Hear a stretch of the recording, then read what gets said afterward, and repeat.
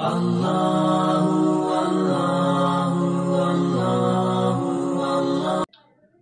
हजरात को मेरा अस्सलाम वालेकुम। मैं मोहम्मद सलीम अपने यूट्यूब चैनल दीन की मालूमात में आपका खैर मकदम करता हूँ। दोस्तों, आज मैं आपके लिए ख़ास मसला लेकर आया हूँ जो अक्सर लोग इस मसले के बारे में पूछते हैं और उसको समझना चाहते हैं और उससे बचना भी चाहते हैं, लेकिन फिर भी कुछ लोग इस जाल में फंसी जाते हैं। तो आज मैं आपके लिए एक ऐसी बात बताने जा रहा हूँ जिसको लोग समझना चाहेंगे और समझाना भी चाहेंगे। तो वो बात क्या है? वो बात है, क्या हम टू व्हीलर गाड़ी, फोर व्हीलर गाड़ी, क्या हम किस्तों पर लेना जायज़ है या नहीं?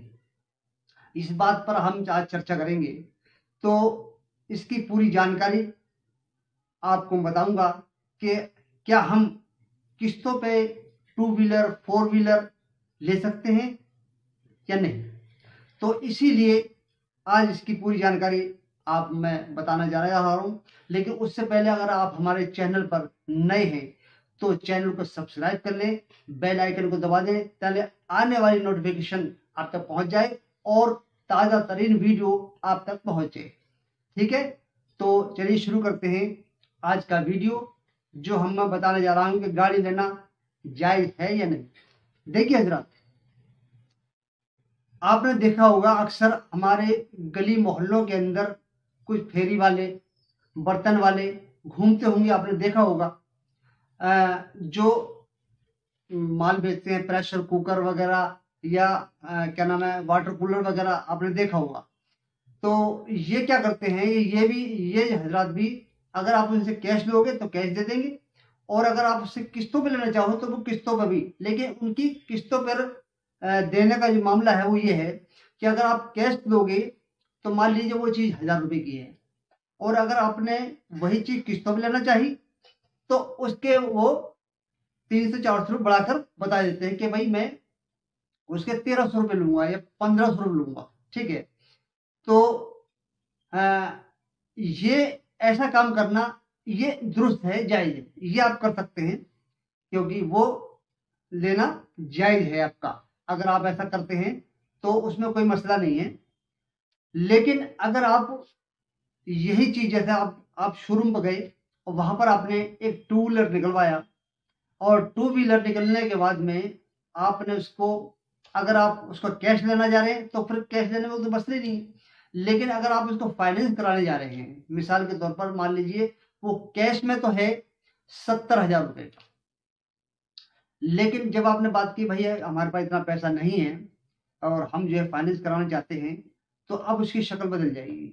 तो वो कहेगा कि भाई ठीक है, अगर आप कैश में लेना चाहते कोई बात नहीं, मेरे पास फाइनेंस का भी इसका इंतजाम है, लेकिन आपको उसमें आपको देने पड़ेंगे तकरीबन 85,000 रुपये। तो कितने पैसे बढ़ गए? तकरीबन 15,000 रुपये एक्स्ट्रा आपके चले जाएंगे।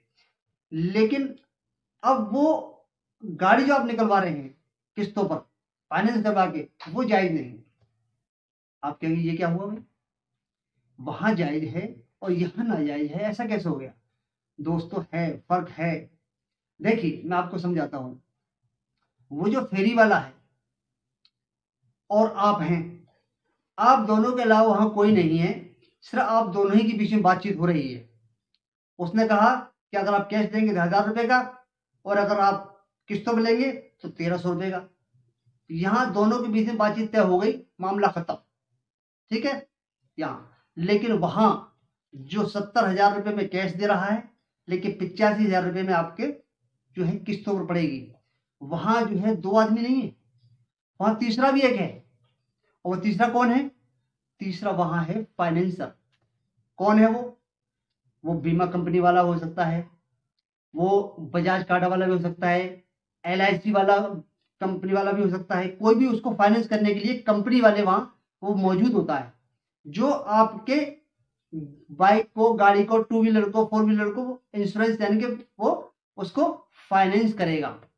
तो उसमें होता क्या है कि आपके उस जो आपने टू व्हीलर लिया है उसको फाइनेंस कर देगा। तो पूरी पेमेंट वो जो कंपनी वाला है पूरी पेमेंट वो शोरूम वाले को कर देता है।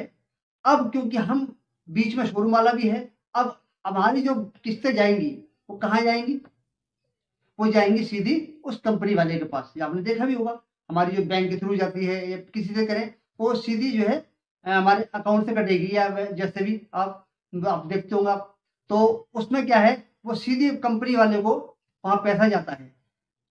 अच्छा, इसमें एक कंडीशन और भी आती है। मान लीजिए आपने 1 साल की किस्तें बनवा ली, तो 1 साल तक आपको किस्तें देनी है, वो हर महीने आपको देनी है। अगर भूल से भी आपको अगर कोई इसमें आपकी किस्त टाइम पर नहीं पहुंची तो उनकी जो शर्तें होती हैं उसमें ये भी लिखा होता है कि अगर आपने टाइम पर फला तारीख से पहले अगर आपने किस्त जमा नहीं करवाई तो आपको पेनल्टी पड़ेगी। तो अब यहाँ पर ब्याज के ऊपर ब्याज, समझ रहे हो मेरी बात? तो वहां पर जो है वो मसला बदल जाएगा। ये चीजें यानी कि अब आप समझ लीजिए कि वहां पर गाड़ी लेना, निकलवाना, फाइनेंस करवाना ये बिल्कुल कर्तन जायज नहीं है।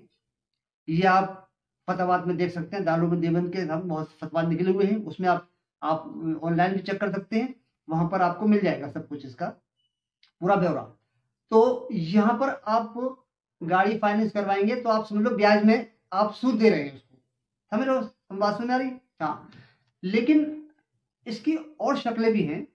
अगर आप गाड़ी लेना ही चाहते हैं तो मैं आपको एक और शक्ल बता सकता हूं कि आप देखिए, अगर आपके पास मान लीजिए पैसा कम है तो आपकी एक शक्ल यह है कि आप सेकंड हैंड गाड़ी ले लीजिए। मान लीजिए आपके पास सिर्फ 50-60 हजार रुपये है और 50-60 हजार से कम में जो सेकंड हैंड गाड़ी आज से मिल जाती है वो ले सकते हैं। लेकिन आपको अगर सेकंड हैंड गाड़ी नहीं मिल रही और आपको नई गाड़ी ही चाहिए, या क्या नाम है, नहीं मिली और आपको गाड़ी का इंतजाम करना है, तो आपको बगैर गाड़ी काम नहीं चल रहा है, तो इसकी एक शक्ल मैं आपको और बता देता हूँ। उसकी एक शक्ल ये है जायज, उसकी शक्ल ये, किसी एक ऐसे इंसान को आप जो है उसको साथ में लाइए, उससे बात कीजिए कि भाई मुझे गाड़ी एक चल लेनी है, और वो गाड़ी जो है वो 70,000 रुपये की है, शोरूम पर कितने की कैश में 70,000 रुपये की है। मैं ही चाहता हूं कि आप वो गाड़ी खरीद कर मुझे दे दें, ठीक है? लेकिन वो शोरूम वाले जो है वहां पर वो मुझे दे रहे हैं 85,000 रुपये में फाइनेंस करके। लेकिन अगर आप वो उसमें मुझे वहां 70,000 की है, अगर आप वहां फुल पेमेंट कर दें तो हमारे बीच में सौदा तय हो जाता है। यानी कि आप मुझसे 80,000 ले लें या 85,000 ले लें, आपस में सौदा तय करने का एक बता रहा हूं आपको, दोनों के बीच में सौदा तय हो गया तो अब ये जायज हो जाएगा, क्योंकि वहां तीसरा कोई नहीं, यहां आपस में बैठकर आप तय कर रहे हो और यहाँ पर कोई पेनल्टी भी नहीं है कि मैं भी इसी दिन में पैसा आपको हर महीने पैसा अदा करता रहूंगा। तो एक शक्ल तो ये है कि इसमें आप इस तरीके से गाड़ी निकलवा सकते हैं दोनों की रजामंदी से। ऐसा अगर आपका साथ में आपको आदमी कोई मिल जाए आपको, तो इस तरीके से आप बात करके कि भाई उसका भी काम दोनों की रजामंदी से ही काम हो सकता है, ये एक जायज शक्ल हो जाएगी। तो ये एक जानकारी मैंने आपको दी, जो अक्सर लोग फाइनेंस करवाते हैं और बीमा कंपनियों को इनको जो है पैसा सूद की शक्ल में जाता है, जो कि हमारे इस्लाम के हिसाब से बिल्कुल ही शरीयत में मना है। सूद ब्याज बहुत सख्त वईद है इसकी, तो इसलिए हमें इन चीजों से बचना चाहिए। जहां तक कोशिश हो हमें कैश में ही माल खरीदना चाहिए, लेकिन कोई मजबूरी का दायरा है और हमारे पास कैश नहीं है तो कोई ना कोई रास्ता हमें बीच का निकालना चाहिए, जैसे कि मैंने अभी बताया, ठीक है? तो उम्मीद है आपको ये वीडियो पसंद आया होगा। इसको लाइक करें, शेयर जरूर करें ताकि और लोगों को इसका फायदा हो और उनको दीन की ये समझ जो मैं बताता हूं कि उनको पता होना चाहिए कि दीन शरीयत में इस्लाम ने क्या क्या जो है चीजें कहां पर रोका गया है, कहां पर टोका गया है और कहां पर उसको बताया गया है क्या काम करने हैं क्या नहीं करने। ये सारी बातें जो है इस्लाम के अंदर बिल्कुल क्लियर तरीके से बताई गई है। तो उम्मीद है आपको ये वीडियो पसंद आई होगी। अगले वीडियो में आपसे फिर से मुलाकात होगी। अस्सलामु अलैकुम।